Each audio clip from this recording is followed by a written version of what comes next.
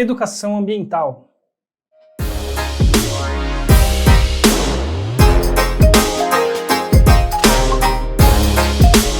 Muito bem, pessoal, vamos falar então agora sobre educação ambiental. A dica é sobre a Política Nacional de Educação Ambiental, instituída pela Lei 9795 de 1999, né? Essa lei, pessoal, ela, além de tratar sobre a política, ela traz algumas disposições gerais sobre educação ambiental, né?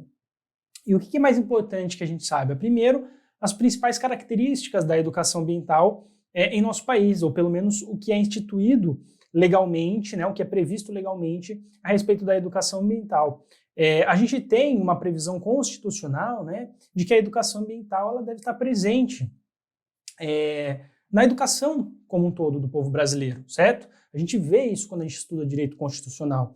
E aqui a gente tem também, segundo a Lei 9795, algumas importantes disposições regulamentando esse dispositivo constitucional. O que a gente tem, basicamente, em termos de características da educação ambiental, né? O que é mais importante para fins de prova? Primeiro, a educação ambiental é um componente essencial na educação nacional, né? Não é algo acessório, não é algo subsidiário, não, é essencial. Necessariamente a educação ambiental tem que estar presente no ensino brasileiro, na educação brasileira, tá? E ela vai estar presente de que forma? Ela vai estar presente em caráter formal e em caráter não formal, tá? A gente vai ver o que é o ensino formal e o ensino não formal já já. Então não vou me ater a esse ponto nesse momento. Mas o que é importante também da gente saber é que ela deve ser articulada em todos os níveis e modalidades do processo educativo, em todos os níveis e modalidades. O que isso quer dizer? Que a educação ambiental tem que estar presente lá na educação infantil, né? Quando a criança começa a aprender, né, a ter contato com os primeiros conhecimentos formais, né, na escola, ela tem que estar presente no ensino fundamental, 1, 2, tem que estar presente no ensino médio, no ensino superior, nos cursos de pós-graduação, de mestrado, doutorado. A educação ambiental ela tem que estar difundida na educação brasileira.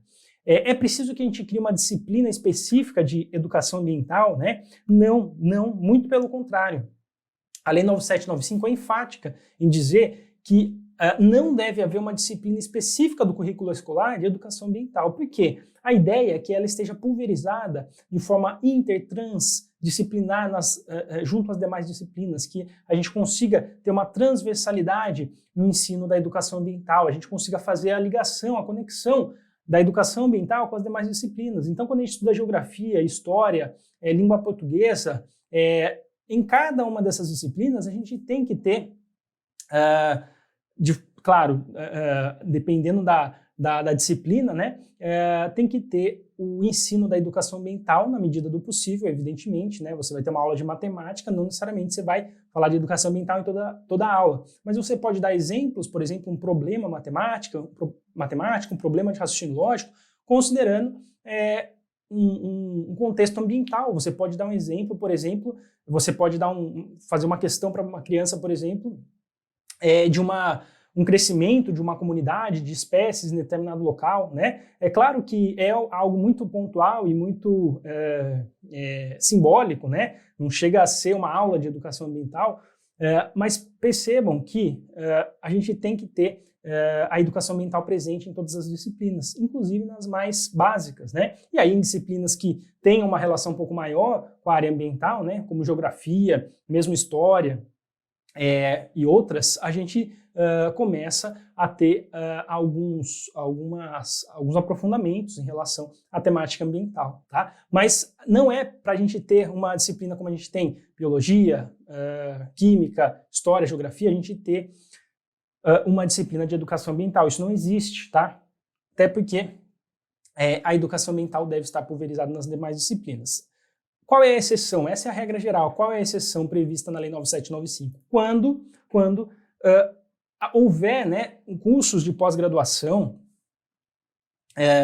um curso de extensão, por exemplo, uma especialização em educação ambiental, e aí, né, você está tratando de aspectos metodológicos da educação ambiental, dessa área, e aí é claro que você vai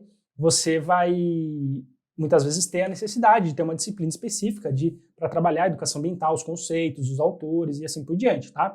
Essa é a exceção. Agora, no componente escolar, no currículo escolar, não é para ter uma disciplina de educação ambiental. Beleza? Então, características gerais sobre a educação ambiental são essas. O que mais que é importante a gente lembrar aqui sobre a educação ambiental? A gente diferenciar a educação formal e não formal, que é o que eu falei que a gente conversaria agora nesse momento, né? A gente tem como educação formal aquela que é ocorrida no ambiente escolar. Então, sempre que você ouvir falar de educação ambiental formal, a gente está relacionando, né, você faça a ligação com o ambiente escolar formal, que é esse que eu estava tratando, inclusive, né, nas disciplinas, no ensino fundamental, no ensino médio e assim por diante, né? A gente tem essa necessidade, essa exigência legal de que a educação ambiental seja estabelecida como uma prática educativa integrada, contínua, permanente em todos os níveis de ensino, tá? Não sendo uma disciplina específica. Isso eu já comentei. Então, boa parte do que eu comentei tem relação com isso. Agora, e a educação não formal? O que seria educação não formal? Educação ambiental não formal. Olha aqui na tela. A educação ambiental não formal, ela é aquela ocorrida fora, aquela que está presente em outros locais que não o ambiente escolar, né? É a educação que envolve diversas ações possíveis. Por exemplo, campanhas educativas, uma campanha empresarial, né, uma campanha de uma determinada organização sobre educação ambiental, sobre respeito ao meio ambiente, qualquer tipo de campanha. Não é um contexto de educação ambiental? Sim, claro que é. Então, é educação ambiental, mas não é educação ambiental formal, não é aquela educação ambiental presente na escola, ensinada por professores no ambiente escolar, tá? Outros exemplos aqui de educação ambiental não formal. Participação da escola, da universidade e ONGs. Percebam que aqui, ó, quando eu falo escola, eu não estou falando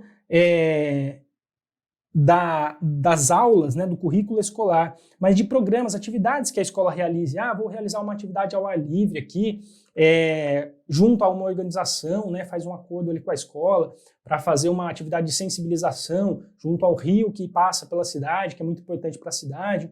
É uma educação não formal, né, uma empresa, uma organização que está fazendo uma parceria ali com a escola, não é aquele ambiente formal da escolar, não é a disciplina que a gente tem no currículo escolar, tá? Outros exemplos aqui, ó, participação de empresas públicas e privadas, né? Qualquer tipo de campanha, de atividade relacionada à educação ambiental, relacionada ao respeito ao meio ambiente, né? Ao que a gente deve fazer, o que a gente não deve fazer, faz parte da educação ambiental não formal. Sensibilização da sociedade quanto às unidades de conservação. Esses exemplos aqui, pessoal, eles estão citados expressamente na Lei 9795, tá? Então é importante haver também sensibilização, né, a contextualização, que a gente tenha espaços de conhecimento a respeito das unidades de conservação, por que elas existem, né, qual o papel delas, principalmente junto a comunidades que são afetadas ou que estão próximas à unidade de conservação, que muitas vezes não sabem o que lá se passa, que às vezes nem sabe que você pode visitar a unidade, que é um ambiente bacana, que você tem ali uma importância muito grande, ecologicamente falando. Então é importante haver essa sensibilização, esse tipo de sensibilização da sociedade quanto às unidades de conservação, para a gente entender a importância dela e também a gente evitar ideias do tipo de essa área aqui poderia estar sendo um terreno para construção, poderia ter sido um prédio, um equipamento urbano, poderia estar sendo utilizada para plantar qualquer coisa. Não. Ela cumpre um papel importantíssimo relacionado à proteção ambiental, né? Sensibilização de populações tradicionais em relação às unidades de conservação também, né? Tem muitas unidades de conservação no Brasil que possuem populações tradicionais vivendo lá dentro, né? Então a gente tem até às vezes conflitos ou situações que precisam ser negociadas, né? Que precisam ser